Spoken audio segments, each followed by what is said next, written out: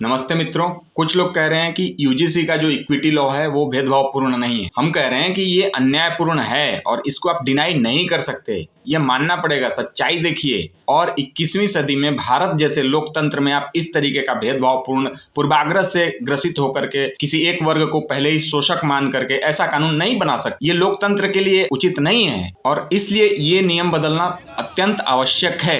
क्योंकि नंबर 1, इसकी जो परिभाषा में बात की गई है उसमें सामान्य वर्ग का कहीं जिक्र ही नहीं है। क्या सामान्य वर्ग के लोगों के साथ भेदभाव नहीं होता? क्या सिर्फ जो रिजर्व कैटेगरी है सिर्फ उन्हीं के साथ भेदभाव होता है? और दूसरा, इक्विटी कमेटी की जो संरचना है उसमें किसी भी सामान्य वर्ग के लोगों को शामिल नहीं किया गया है। और तीसरा, झूठी शिकायतों पर सजा देने का कोई प्रावधान भी नहीं बताया गया है। कोई चाहे तो आपको झूठे आरोप में लगता है फंसा सकता है। और अभी हमने देखा है कि इसका दुरुपयोग करने के लिए कितने लोग तैयार बैठे हैं। पढ़ी लिखी जेएनयू की एक स्कॉलर हैं, एक पार्टी की प्रवक्ता, उन्होंने कहा है सामान्य वर्ग के लोगों को तो झूठे फंसाया जाना चाहिए। तो आप देखिए ये किस प्रकार की मानसिकता कैसे कैसे लोगों में है। और आप कह रहे हैं कि अब इसका दुरुपयोग ही नहीं हो सकता। किस आधार पर कह रहे हैं आप कि दुरुपयोग नहीं हो सकता? इससे तो अच्छा आप कानून से क्यों मारना चाहते हैं? अगर मारना ही है तो गोली मार दो ना, ऐसे गोली मार दो यार। ऐसे किसी को आप कानून के तहत रोज टॉर्चर के मारना चाहते हो, उससे अच्छा गोली मारो। हम ये